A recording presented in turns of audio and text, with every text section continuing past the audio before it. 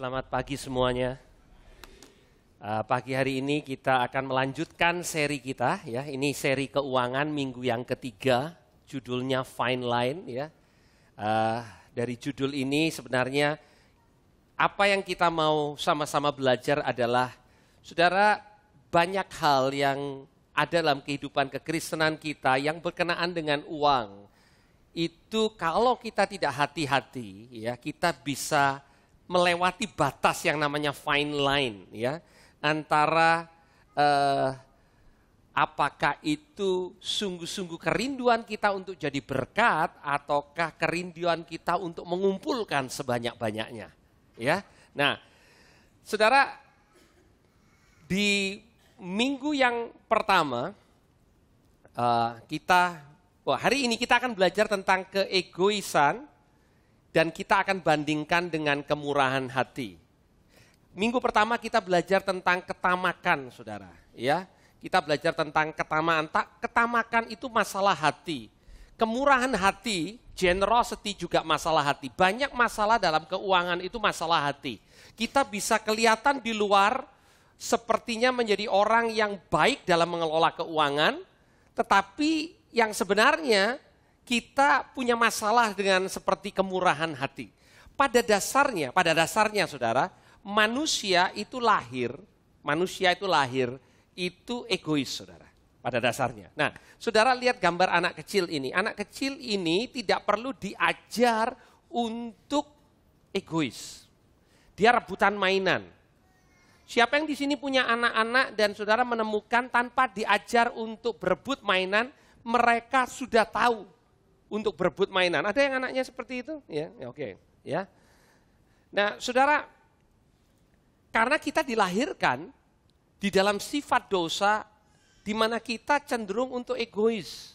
Anak ini lucu, saudara. Sampai dia punya sesuatu yang dia sukai, dia akan berebut. Dia untuk share, untuk berbagi, anak-anak harus diajar. Untuk egois, anak-anak tidak perlu diajar. Nah, saudara, pada waktu anak saya yang terakhir masih kecil, si DJ masih kecil, saya cukup surprise bahwa dia punya hati yang suka berbagi, saudara. Saya bilang, wah, ini sifat dosanya mungkin agak sedikit. Dia suka berbagi makanan, ya. Pada waktu dia masih kecil, sampai akhirnya saya tahu, dia nggak suka makan.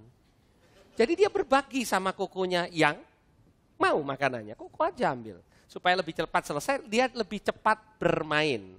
Tapi nanti dulu kalau berbagi mainan. Karena dia suka main, dia pada waktu. Sekarang dia suka makan, saudara, ya. Tadi pada waktu dia masih lebih kecil, dia nggak suka makan, saudara. Suka main. Jadi kalau makan, dia nggak habis, atau bahkan baru dia lihat, dia bilang ini untuk koko aja. Waduh, manis sekali kan ya, berbagi gitu ya. Membuat kita sebagai orang tua senang, wah luar biasa. Tapi sama, saudara, selucu-lucunya anak kita, selucu-lucunya saudara saat ini tampil, kita semua punya keegoisan. Kalau saudara masih nggak percaya bahwa kita ini egois, saudara, kalau kita foto kelompok, ya, apakah itu selfie tapi selfie kelompok, ya, apa yang membuat saudara mengatakan, oh fotonya bagus? Apa dasarnya? Setelah saudara lihat siapa, saudara? Background? Bukan. Saudara lihat saudara. Benar gak, saudara? Setelah saudara lihat, wow iya. Saudara katakan bagus ya. Terus kemudian teman saudara yang lihat foto itu mengatakan, aduh foto ulang dong, foto ulang. Karena dia merem di foto itu. Apa yang dia lihat dia sendiri di sana. Saudara lihat saudara sendiri. Nah, saya tidak mengatakan saudara tidak melihat yang lain, tapi yang pertama kali yang saudara lihat adalah saudara. Itu tandanya buat saudara, saudara yang paling penting. Kedagingan kita selalu mengarah kepada apa yang saya dapat.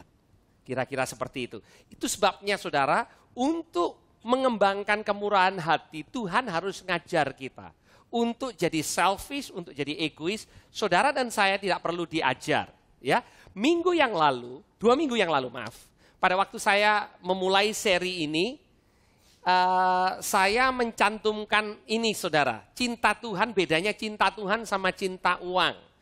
Di dalam 1 Timotius pasal yang ke-6 yang menjadi acuan pasal kita untuk 4 minggu, dikatakan bahwa cinta uang adalah akar dari segala kejahatan.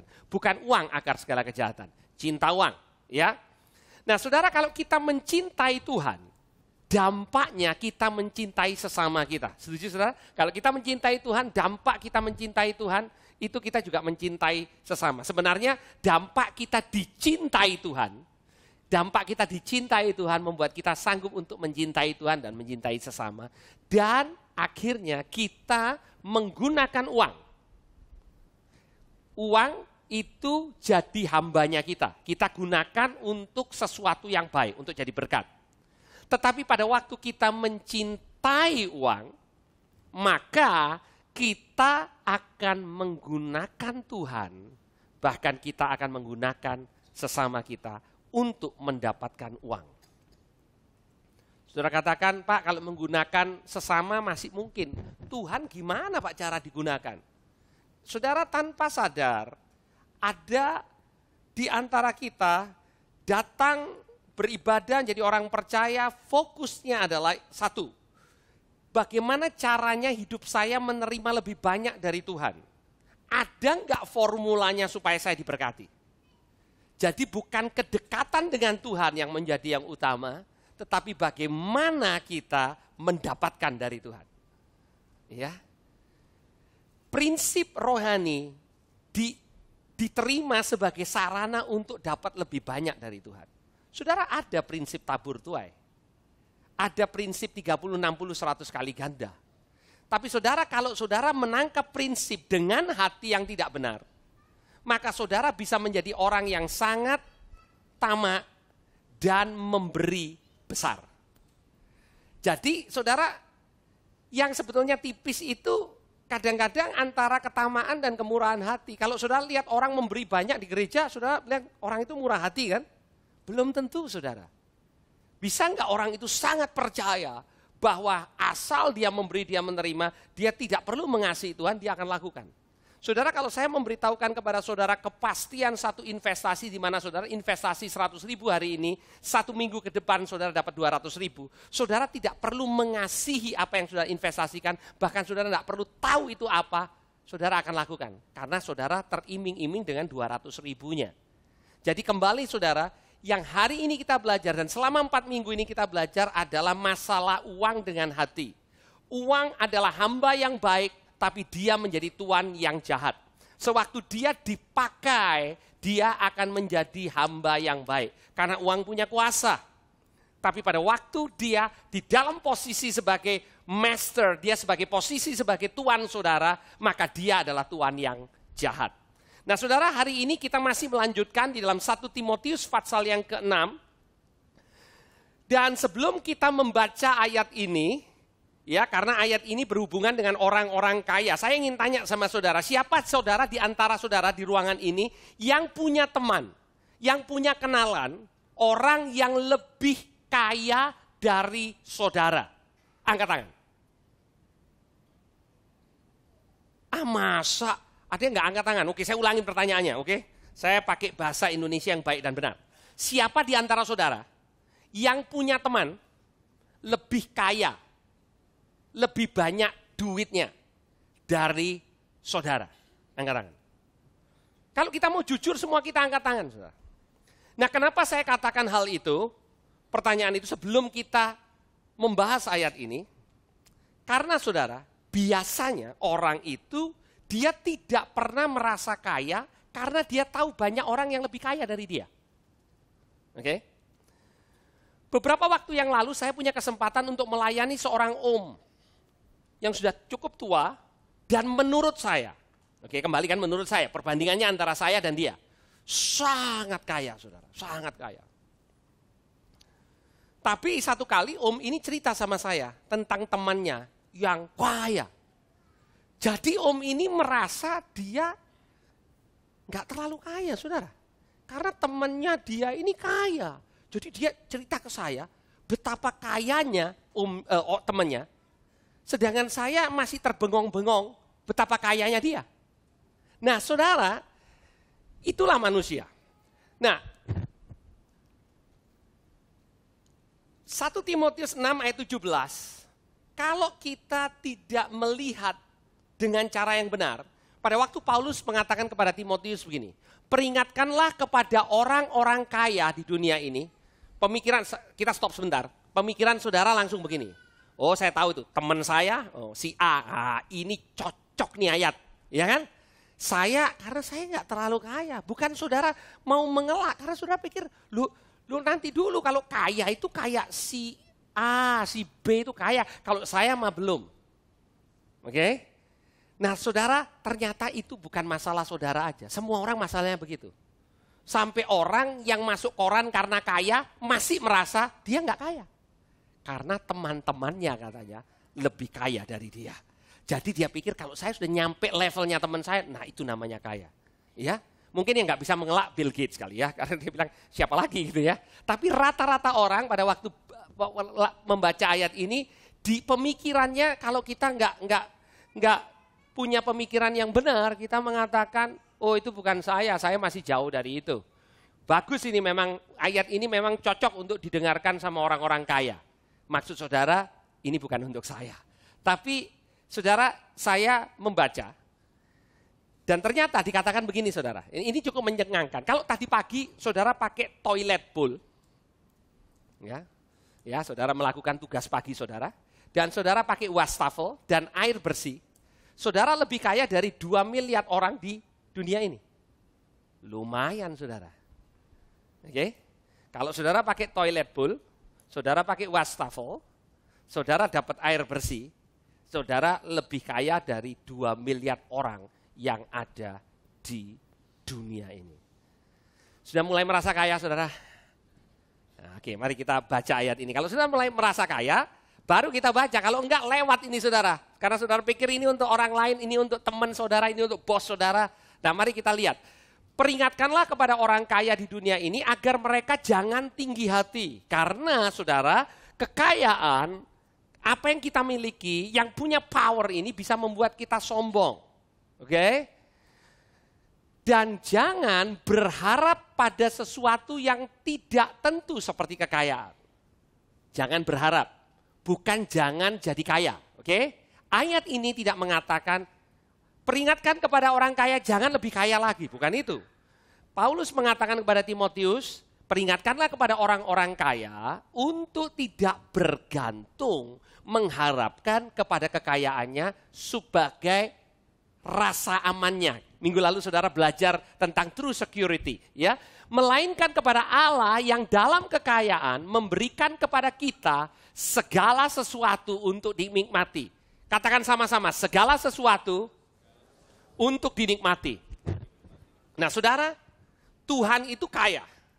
Dan dia berikan segala sesuatu kepada saudara untuk dinikmati. Artinya saudara, apapun yang saudara terima saat ini, Tuhan ingin saudara menikmati. Ayat ini mengatakan, kasih tahu sama orang kaya. Kalau engkau berpikir bahwa engkau harus sekaya ini baru engkau menikmati hidupmu, salah katanya. Tetapi Tuhan memberikan segala sesuatu kepada saudara saat ini supaya saudara bisa nikmati.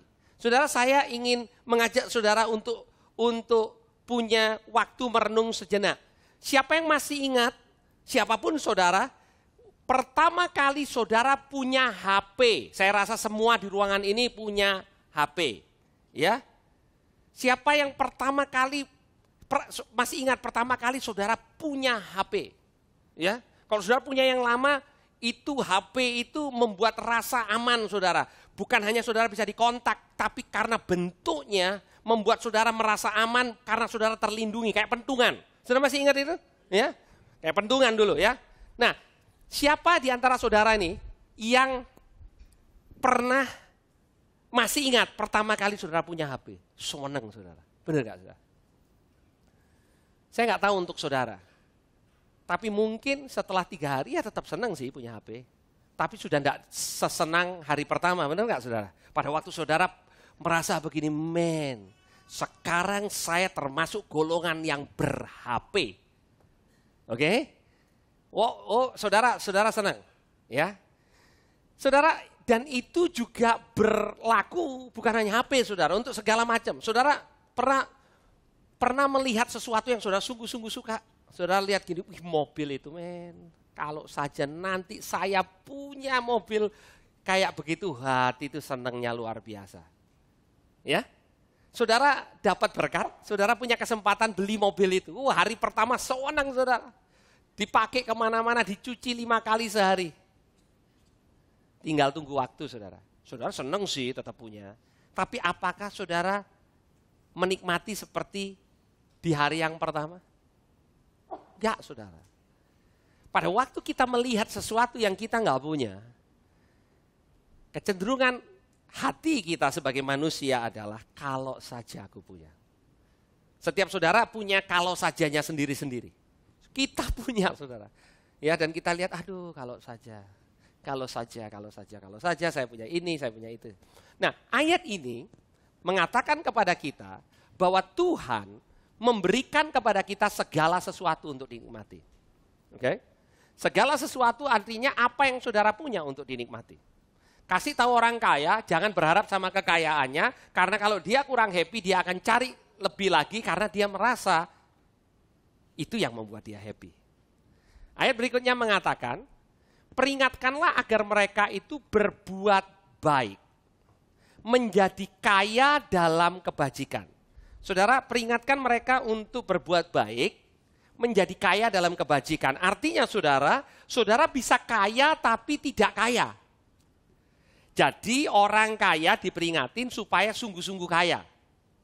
Oke? Karena kalau engkau cuman banyak duitmu, banyak propertimu, banyak segala macam apa yang kau punya, tapi engkau tidak kaya dalam kebajikan, maka di mata Tuhan kau tidak kaya.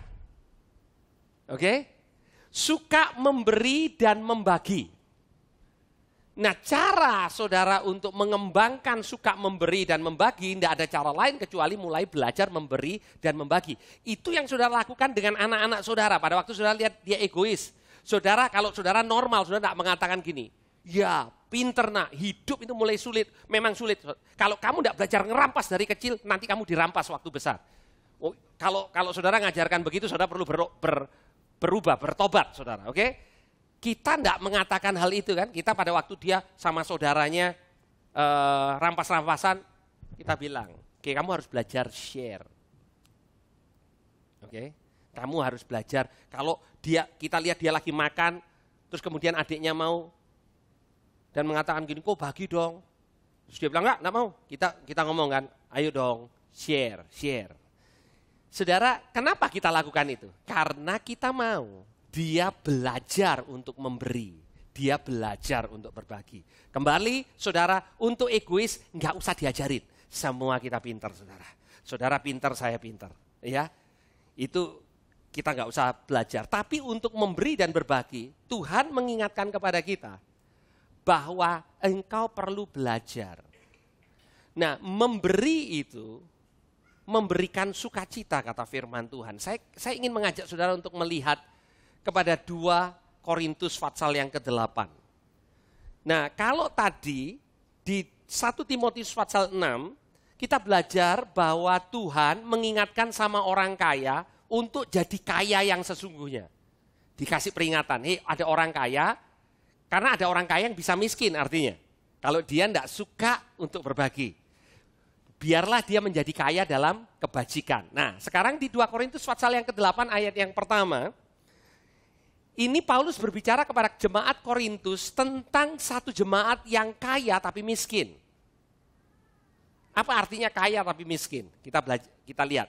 Saudara-saudara, kami hendak memberitahukan kepada kamu tentang kasih karunia yang dianugerahkan kepada jemaat-jemaat di Makedonia. Ada jemaat-jemaat yang di Makedonia, Paulus mengatakan ada kasih karunia Tuhan yang bekerja luar biasa. Saudara berpikir kalau ada ayat seperti ini, kira-kira apa ya sambungannya ya? Pasti jemaat ini, didapatkan kasih karunia yang luar biasa, mobil baru, rumah baru. Pokoknya yang kayak gitu. Ayat 2 mengatakan begini, selagi dicobai, kok selagi dicobai? Tadi kasih karunianya katanya besar luar biasa. Dengan berat, dalam berbagai penderitaan, katakan penderitaan. Kita nggak suka itu semua saudara. sukacita mereka meluap.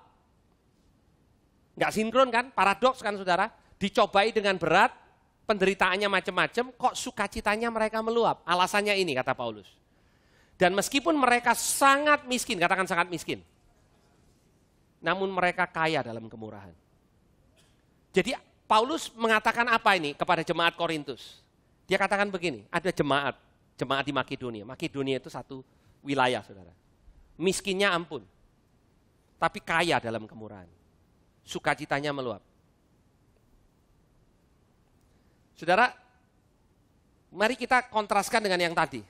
Saudara berpikir begini, dan kecenderungan kita berpikir begini. Kalau saja saya punya ini, senangnya luar biasa. Kalau saja saya sudah dapat ini, senangnya luar biasa. Saya tidak mengatakan saudara tidak akan mengalami sukacita yang luar biasa. Tapi sukacita itu akan hilang juga, saudara. Bukan tidak penting loh, saudara. Tapi itu akan hilang. Tuhan mengajarkan kepada kita, yang membuat sukacita itu meluap pada waktu mereka yang sangat miskin itu memberi dengan limpah. Nah saudara, 2 malam yang lalu, saya makan malam dengan seorang teman. Teman ini teman lama saudara. Teman saya ini murah hati, suka nolong orang. Ya. Dan pada waktu dia cerita tentang kehidupannya, saya berpikir dulu, pada waktu dia tolongin orang si ini, si itu, pada waktu itu dia murah hati karena kaya. Duitnya banyak ya bisa nolong orang. Ya, duit banyak, terus kemudian murah hati.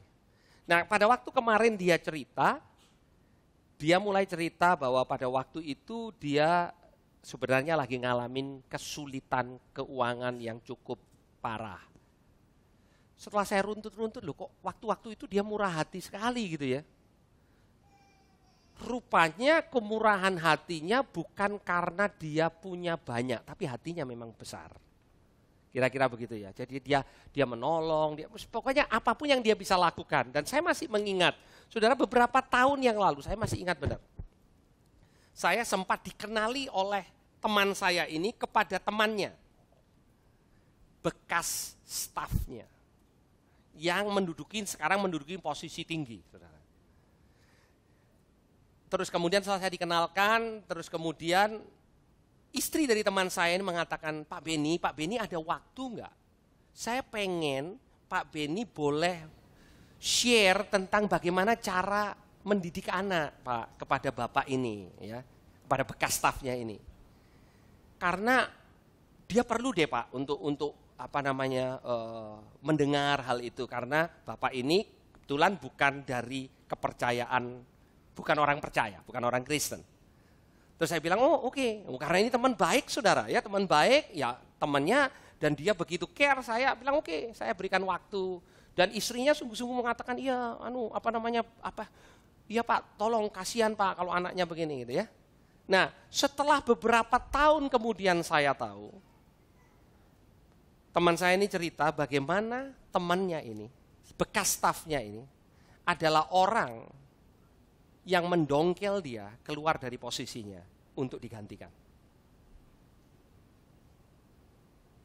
Orang yang mengkhianati dia. Tapi istrinya berbaik hati untuk kasih tahu saya, Pak tolong kasih waktu Pak, kalau Bapak ada waktu tolong ini bimbing lah, kira-kira seperti itu. Nah saya belajar saudara dari teman saya ini, arti kemurahan hati. Kemurahan hati yang pertama bukan berapa banyak uang yang saudara punya. Dan kemurahan hati bukan hanya berbicara tentang memberi uang. Tapi kemurahan hati bicara tentang memberikan hidup. Ya. Saudara,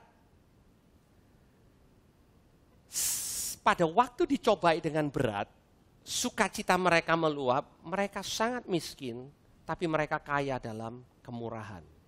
Jemaat Makedonia. Aku bersaksi, kata Paulus, mereka telah memberi menurut kemampuan mereka, bahkan melampaui kemampuan mereka. Saudara, Tuhan meminta kita untuk jadi generous, bukan for his sake, bukan untuk benefitnya Tuhan, tapi untuk saudara dan saya.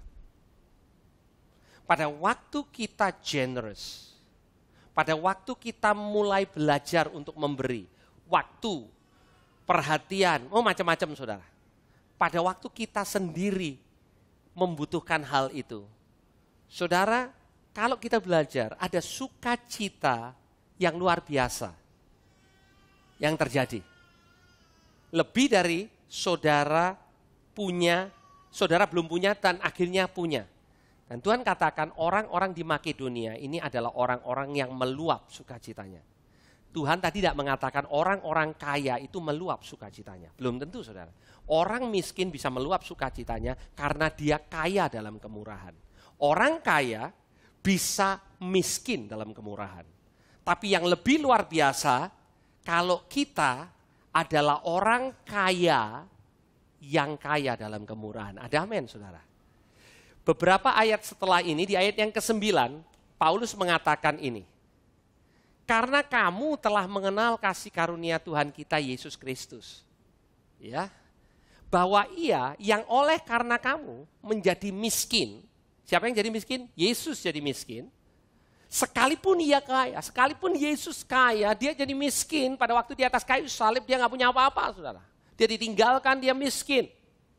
Supaya kamu menjadi kaya oleh karena kemiskinannya. Pada waktu Yesus jadi miskin di atas kayu salib, dia bertukar tempat dengan saudara dan saudara jadi kaya. Dia jadi miskin supaya saudara jadi kaya. Jadi di dalam ruangan ini berkumpul orang-orang kaya yang berjemaat di Morning Star. Ada amin saudara? Saudara masih belum yakin kalau saudara kaya. Mungkin saudara masih memikirkan teman saudara itu. Orang yang saudara kenal yang kaya. Alkitab mengatakan saudara dan saya adalah orang-orang kaya. Cuman masalahnya dengan apa yang Tuhan berikan kepada kita, kita punya keputusan untuk melakukan sesuatu. Generous, berbagi, atau kita keep karena kita pikir ini yang membuat kita akan meluap dengan sukacita. Tuhan mengatakan kamu mau meluap hidupmu, kamu share, kamu bagikan. Dan itu bukan sekedar uang. Saudara, kembali kepada teman saya ini, pada waktu dia nggak punya uang, dia bantu apa aja. Kalau ada orang yang perlu dikenalin sesuatu, dia akan kenalin saudara. Ya. Dan saudara, saya ingin menceritakan ini bukan, ini cerita yang menurut saya mencengangkan. Ya. Dari apa yang dia katakan begini, beberapa belas tahun yang lalu, dia sempat menolong orang. Oke. Dia juga nggak terlalu gimana, tapi dia tolong orang ini. Orang ini lagi kesulitan, dia tolong. Gitu ya. Nah saudara, tahun yang lalu, dia memulai usaha di kota yang baru. Dia perlu mobil operasional. Ya. Karena kotanya ini di luar pulau, dia sempat telepon saya, Pak Beni, bisa nggak carikin Innova bekas deh. Ya, untuk operasional saya, karena saya akan pindah kota dan saya perlu mobil di sana. Saya lagi nyarikan ke dia, ya. Saya kasih quotation-nya, ya, ke dia. Terus kemudian beberapa saat setelah itu dia katakan, makasih Pak, udah dapat mobilnya. Oke. Nah saudara, dia pergi ke Jakarta, bertemu dengan teman yang sudah sekian lama dia nggak pernah ketemu, yang dulu sempat dia tolong. Oke. Terus kemudian dia tanya lagi sama temannya itu, hei, kamu nggak bisa carikin nggak mobil bekas? Saya perlu Innova, tapi yang bekas aja, cuman untuk operasional, dia bilang gitu. Terus katanya temannya gini, budget kamu berapa? Teman saya ini bilang budget saya 200 juta. Terus dibawa ke rumah, ditunjukkan BMW-nya. Oke. Terus dia bilang begini, ini deh. Dia bilang jangan, ini nggak cocok untuk operasional. Ya cocok lah untuk kamu. Oke. Saudara, saya hati-hati menceritakan ini. Saudara, saya nggak pengen saudara nabur kebaikan. Tuhan kapan BMW-nya datang? That's not. Ya. Saudara, orang ini, teman saya ini surprise. Dia bilang, wih, Masa begini saya bayar 200 juta, ini gak cocok. Dia bilang cocok aja, kalau saya bilang cocok ya cocok. Saudara, Tuhan mau kita ini sebagai orang percaya menjadi orang yang bermurah hati, saudara.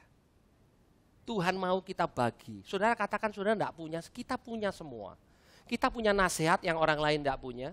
Kita punya waktu untuk berdoa untuk orang lain yang perlu kita punya banyak, saudara.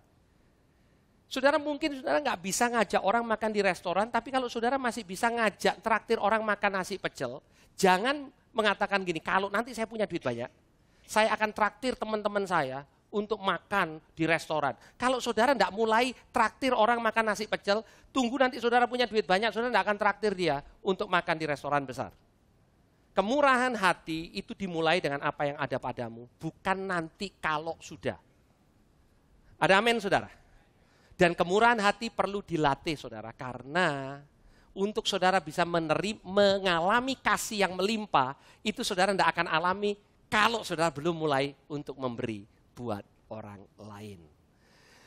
Efesus pasal 2 ayat yang ke-10 mengatakan, karena kita ini buatan Allah. Kata buatan Allah itu, terjemahan aslinya, kalau diterjemahkan, kira-kira bunyinya kamu ini masterpiece-nya Allah. Karya Allah yang teragung. Pelukis punya masterpiece, seniman punya masterpiece, arsitek punya masterpiece. Tuhan punya masterpiece, saudara masterpiece-nya. Karya yang paling dahsyat. Karena kita ini karya yang paling dahsyatnya Allah, diciptakan di dalam Kristus. Untuk, perhatikan baik-baik, melakukan pekerjaan baik yang disediakan Allah sebelumnya. Ia mau supaya kita hidup di dalamnya. Ayat ini mengatakan, saudara dan saya diciptakan untuk melakukan perbuatan baik. Saudara, karena waktu saya tidak mencantumkan dua ayat yang sebelumnya. Dua ayat yang sebelumnya, Efesus 2 ayat 8 dan 9 berbicara tentang kita diselamatkan karena percaya kepada pekerjaan Yesus di atas kayu salib. Oke? Jadi berbuat baik di ayat yang ke-10 itu bukan supaya saudara tambah selamat. Tapi karena saudara sudah selamat. Hasil daripada keselamatanmu, engkau jadi murah hati. Tuhan katakan engkau diselamatkan karena engkau percaya. Tapi tujuan keselamatanmu adalah melakukan perbuatan baik yang disiapkan Allah sebelumnya. Saudara, dulu saya berpikir, setiap kali saya membaca ayat ini, kan saya berpikirnya begini, luar biasa kehidupan kekristenan. Keselamatan saya percaya dapat. Tuhan Yesus sediakan buat saya semua. Terus kemudian langkah berikutnya, saya mau berbuat baik, juga Tuhan sudah sediakan. Maksud saya, pikiran saya begini, kalau saya mau memberi kepada orang, maka Tuhan mengatakan, saya bilang Tuhan, kamu sediakan buat saya. Saya mau kok. Ya. Saudara, seringkali penyediaan Tuhan untuk pekerjaan baik itu yang kita nggak suka pada waktu datang dalam hidup kita. Ada saudara, ada teman datang dan minta tolong. Saudara mengatakan begini, loh saya sendiri lagi punya masalah. Saya nggak bisa berbuat baik, padahal itu adalah yang Tuhan sediakan buat saudara. Pernah menerima penyediaan Tuhan yang model kayak begitu? Tuhan sediakan orang bermasalah, minta tolong, setelah didoakan saudara merasa tergerak gini. Kok saya merasa tergerak harus ngasih dia ya, bukan hanya ngasih doa tapi ambil dompet saya. Saudara berpikir gini, waduh, ini saya kok mikir penyediaan Tuhan enggak begini jalannya. Saudara, seringkali penyediaan Tuhan itu begitu saudara dalam kehidupan kita. Dan seringkali penyediaan Tuhan dalam kehidupan kita datang dalam keadaan yang tidak nyaman. Saudara, satu kali Tuhan minta sama Elia. Elia ini nabi besar, saudara ya. Dia ngomong hujan tidak turun. Terus kemudian Tuhan taruh dia di sungai Kerit. Kasih air dikit ya. Terus kemudian kasih burung gagak bawain makanan. Pagi, petang. Saya sempat berpikir apa memang Tuhan maunya dia makan 2 kali sehari, saudara. Ya, ada orang yang memakai ayat ini untuk makan 2 kali sehari. Ya, kalau saudara mungkin berpikir, tapi yang pagi dia bawa banyak, dia bawain porsinya pagi sama siang, ya mungkin, karena tidak ada ayatnya. Jadi kalau saudara tetap mau makan 3 kali sehari juga boleh. Ya, nah, sudah dikasih daging dari istana Raja Ahab rupanya, dicuri sama Gagak, dikasih makan nabi Tuhan. Terus dia sudah mulai terbiasa dengan itu. Tuhan bilang begini, kamu pergi ke Sarfat. Sarfat itu bukan wilayah Israel. Oke? Kamu akan ketemu janda yang kesulitan makan karena kelaparan di mana-mana, saudara. Kamu datang ke sana, minta makan. Saudara, kalau saya jadi Elia, saudara, saya keberatan, saudara. Saya mungkin protes sama Tuhan begini. Saya tahu saudara enggak. Saya protes begini. Tuhan, saya ini kan nabimu. Nabi besar, malu-maluin. Kalau dikasih makan sama orang Israel masih oke lah. Dia menghargai nabinya. Ini orang dunia ini yang saya mintain. Kalau dia tanya sama saya, Tuhanmu mana coba? Saya bilang apa Tuhan? Itu percakapan saya. Elia enggak tanya saudara. Ya, dia datang. Ketemu sama perempuan ini. Terus dia bilang begini, mau minta makan dong, gitu kira-kira. Pertama minta minum, ya halus saudara, minta minum dulu Elia, kasih minum. Habis minta minum minta makan. Terus perempuan ini pakai ilmu memelas, ya dia bilang begini, aku ini punya sedikit tepung, sedikit minyak. Aku mau buat roti untuk aku sama anakku, aku makan, habis gitu kami mati. Nah, kalau saudara di posisi Elia, mentolo enggak saudara? Apa bahasa Indonesia mentolo? Tega enggak saudara? Ngomong kayak, terus kemudian sudah dibilang gini, terus Elia bilang gini, ya enggak apa-apa, tapi buatin aku dulu. Waduh, aduh, saya bayangin saudara, kalau saudara nabinya Tuhan disuruh ngomong kayak begitu sama perempuan yang mau makan yang terakhir, saudara katakan gini, enggak apa-apa, tapi kasih aku makan dulu. Saudara, Tuhan memberikan kesempatan kepada janda Sarfat itu untuk berbuat baik. Ya. Setelah itu dia buatkan tepung sama minyaknya tidak pernah habis. Sampai Tuhan menurunkan hujan kembali. Tuhan jagain. Nah saudara, kadang kesempatan itu yang saudara sebut kesempatan itu datangnya tidak pakai mimpi dan penglihatan, terus kemudian saudara lihat, saya lihat emas 20 batang, apa artinya penglihatan saya?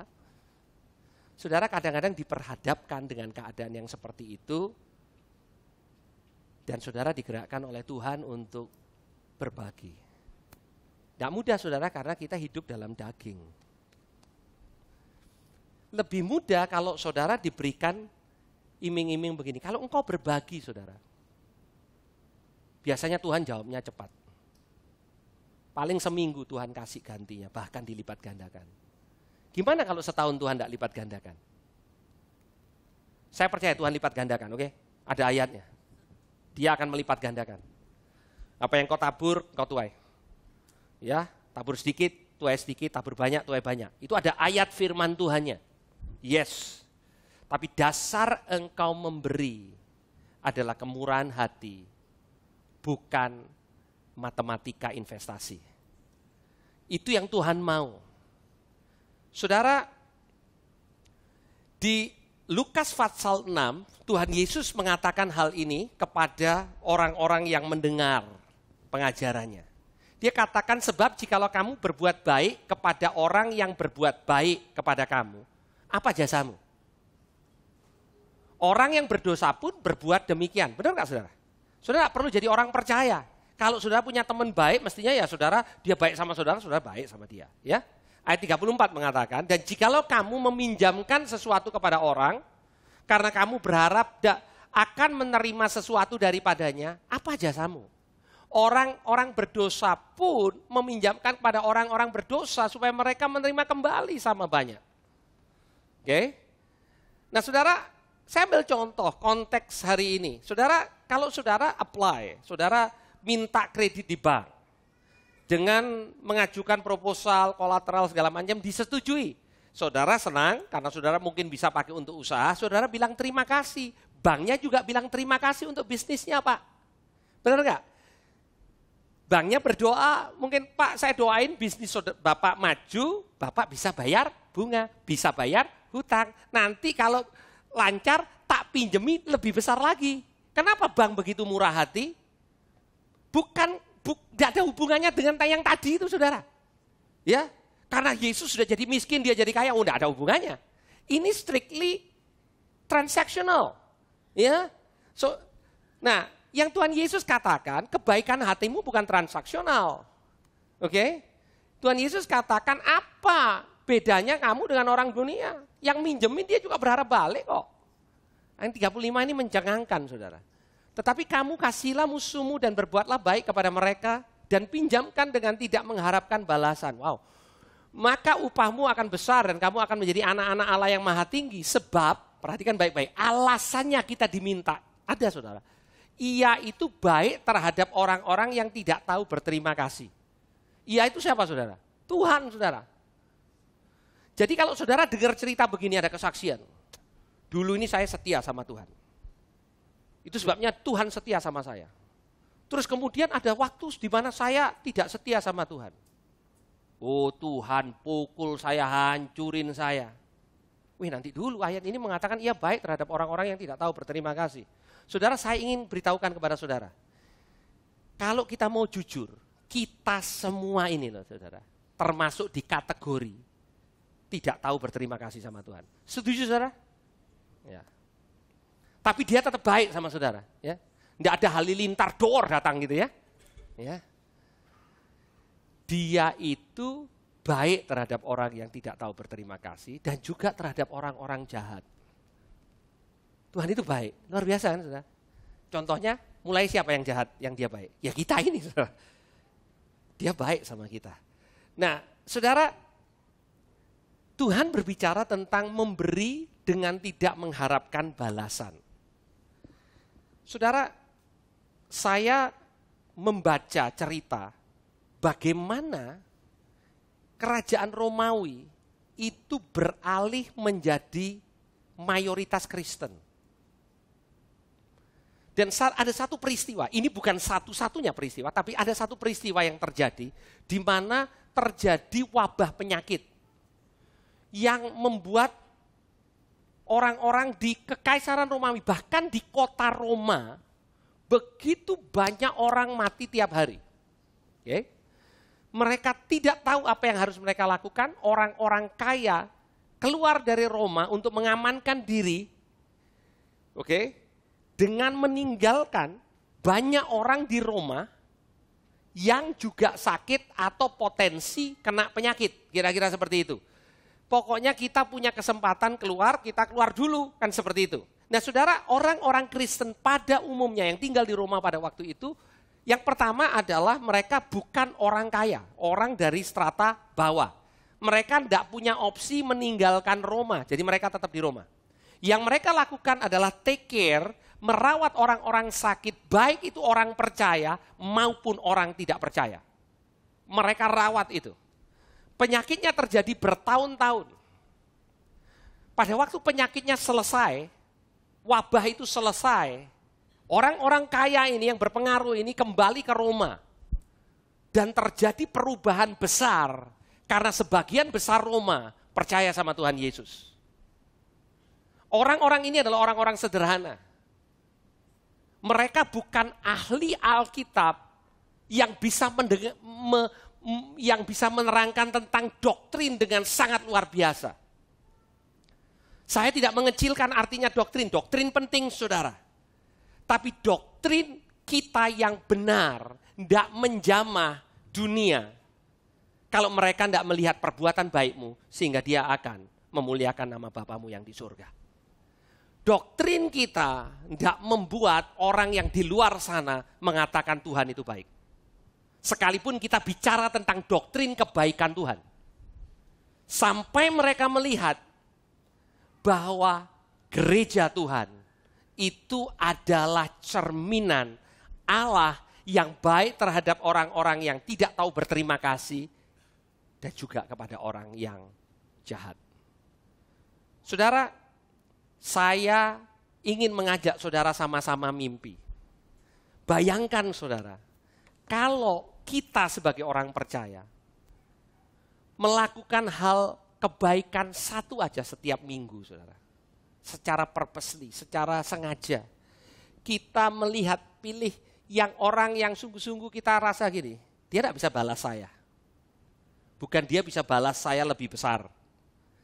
Nggak ada salahnya saudara memberkati orang yang bisa balas saudara. Bukan itu poinnya. Tetapi kalau kita mau one step lebih lagi, yuk kita cari orang yang kita bisa berkati. Kita bisa doakan, dia tidak bisa doain balik saudara, fine. Saudara bisa berkati gitu ya, tanpa dia harus berpikir, saudara berpikir gini, nanti dia gantian ya, balik berkati saya. Saudara lakukan seperti itu, baik kepada saudara seiman maupun bukan saudara seiman. Kalau semua orang percaya lakukan seperti itu, mungkin saudara, itu jauh lebih efektif daripada kita mengadakan KKR besar, dan orang berbondong-bondong datang, dan di sana kita baru beritahu, Tuhan kita luar biasa baik. Kalaupun saudara bukan pembicara KKR, kita bisa melakukan sesuatu. Kalau setiap kita di dalam ruangan ini memutuskan untuk melakukan satu hal baik setiap minggu. Karena kita tahu kita kaya. Siapa yang yakin saat ini saudara sudah kaya saat ini? Oke, ya. Jangan usah ingat teman saudara yang lebih kaya, saudara kaya. Dan saudara bisa berbuat, saudara bisa kaya dalam kebajikan. Dan kita bisa lakukan itu. Kita bisa jadi berkat buat banyak orang. Ada orang yang perlu nasihat, apakah saudara menyediakan waktu? Ada orang yang perlu didoakan. Saudara, banyak orang mau didoakan saudara. Ya, bukan hanya orang percaya. Kalau saudara lihat keluar sana pada waktu dia lagi dalam masalah, saudara tawarkan, mau nggak saya doakan? Rata-rata bilang mau saudara. Ya, kalau saudara bisa membantu di dalam segala hal.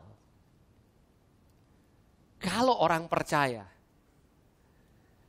bukan hanya punya doktrin yang kuat, tapi punya kemurahan hati yang kuat. Saya kok percaya Indonesia bisa berubah kok saudara. Roma itu punya kekuatan yang luar biasa. Tapi kasih tidak bisa ditolak saudara. Ada amin saudara. Dan kita lakukan dengan tulus. Saudara, saya mendengar kesaksian seorang yang berbalik akhirnya menerima Tuhan Yesus tapi dari latar belakang yang lain, dan dia katakan masalah utama orang Kristen, dia hanya baik pada waktu dia bagikan Injil. Setelah Injil ditolak, orangnya juga yang dikabarkan Injil ditolak sama dia. Saudara, karena kemurahan hati Tuhan dalam saudara, saudara bermurah hati sama dia. Dan yang paling penting dia tahu itu Injil, tapi bukan berarti yang lain dia tidak penting. Kalau dia tidak mau dengar Injil, tapi dia mau saudara traktir makan. Kenapa tidak traktir makan? Kalau saudara memang murah hati, dia belum mau Injil kok, ya it's okay. Saudara tawarkan yang paling valuable, yang paling berharga dia nggak mau. Tapi kalau saudara tawarin nasi pecel dia mau. Why not nasi pecel saudara? Tapi gimana kalau nasi pecel saya tidak berbuah kepada pertobatan? Emangnya harus berbuah kepada pertobatan? Perbuatan baik saudara dan saya memuliakan nama Bapamu yang di surga.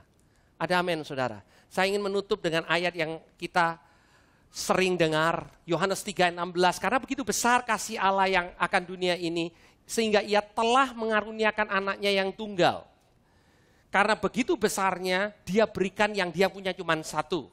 Supaya setiap orang yang percaya kepadanya tidak binasa, melainkan beroleh hidup yang kekal. Saudara, Tuhan kita murah hati. Contoh kemurahan yang luar biasa. Saudara, kalau Tuhan berikan kepada setiap saudara satu planet dan itu diuangkan, saudara makmur, saudara. Dan dia tidak akan kekurangan. Setiap saat, saintis masih menemukan galaksi baru. Ribuan bintang, jutaan planet. Tuhan tidak kesulitan untuk lakukan itu, untuk setiap saudara. Tapi dia berikan yang dia cuma punya satu. Kalau kita diberi planet, saudara, kita mungkin mengatakan, luar biasa Tuhan. Tapi Tuhan punya banyak, saudara. Yang dia cuma punya satu itu anaknya. Dan dia tahu, yang bisa mengubah saudara dan saya, itu yang dia cuma punya satu. Dan itu yang dia berikan buat kita. Supaya barang siapa yang percaya tidak binasa. Saudara, itu Tuhan yang kita sembah. Dia murah hati, saudara. Dan dia mau berbagi sukacita bermurah hati. Siapa yang percaya Pak, kalau Tuhan itu penuh dengan sukacita, saudara? Kenapa? Karena dia murah hati, saudara. Kita mungkin kekurangan sukacita, karena ya kurang, kita suka yang murah tapi tidak suka murah hati. Haleluya. Kita perlu berubah bukan supaya Tuhan lebih sayang sama kita. Tuhan sayang, Tuhan murah hati. Tuhan bilang kok, sama orang jahat aja dia murah hati kok, apalagi sama anak-anaknya. Tapi Tuhan mau saudara dan saya menjadi saluran. Setiap kita kaya di hadapan Tuhan. Ada amin, saudara. Mari kita pakai kacamata itu. Saya bisa jadi berkat. Saya bisa jadi berkat. Saya adalah orang-orang yang, kalau saudara merasa saya nggak punya ini, saudara ingat jemaat di Makedonia. Paulus mengatakan mereka sangat kaya dalam kemurahan hati. Ada amin. 1 minggu ini saudara cari satu hal. Lakukan kemurahan hati, saudara. Saudara tes, apakah saudara menemukan sukacita karena saudara bermurah hati. Mari kita berdoa. Tuhan, terima kasih untuk siang hari ini.